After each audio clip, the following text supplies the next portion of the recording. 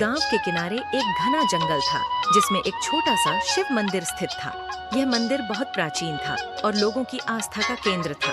गांव के लोग वहां नियमित रूप से पूजा करने जाते थे, लेकिन महाशिवरात्रि के दिन वहां विशेष आयोजन होता था। गांव में एक युवक रहता था जिसका नाम माधव था। वह अत्यंत गरीब था, लेकिन भगवान शिव का परम भक्त था। उसकी भक्ति इतनी प्रबल थी कि वह प्रतिदिन मंदिर जाकर भगवान शिव की पूजा करता और पूरे मन से उन्हें जल अर्पित करता। लेकिन इस बार महाशिवरात्रि पर वह भगवान के लिए कुछ विशेष चढ़ाना चाहता था। माधव के पास पैसे नहीं थे, फिर भी उसने निश्चय किया कि वह शिव जी को बेलपत्र और कुछ फल अर्पित करेगा। सुबह होते ही वह जंगल की ओर निकल पड़ा। जंगल बहुत घना था, लेकिन उसकी भक्ति में इतनी शक्ति थी कि वह निर्भीक होकर आगे बढ़ता गया। चलते चलते उसे एक वृक्ष मिला जिस पर ताजे बेलपत्र लगे थे।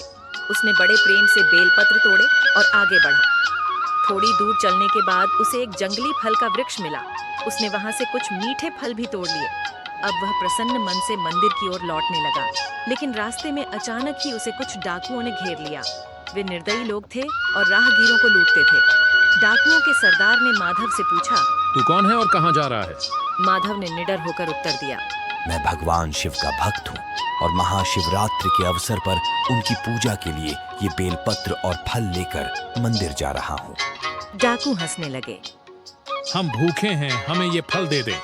फल मैं भगवान शिव को अर्पित करने के लिए लाया हूँ। अगर आप चाहें तो मैं आपको भी फल ला दूंगा, लेकिन ये फल मैं नहीं दे सकता।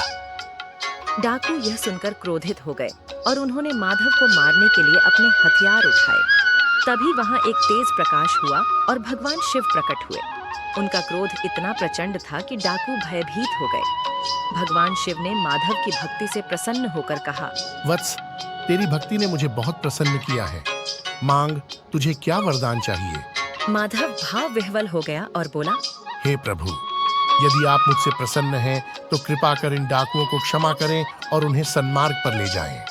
भगवान शिव ने मुस्कुराकर डाकुओं को आशीर्वाद दिया, जिससे उनके हृदय में भक्ति उत्पन्न हो गई। वे सभी अपने पापों का प्रायश्चित करने लगे और माधव के साथ शिव मंदिर गए। उस दिन महाशिवरात्रि का पर्व गांव में और भी भव्य रूप में मनाया गया।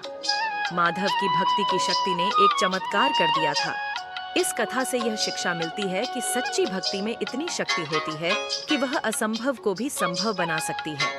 भगवान शिव सच्चे हृदय से की गई भक्ति को अवश्य स्वीकार करते हैं। दोस्तों, अगर वीडियो पसंद आई तो लाइक और सब्सक्राइब करें।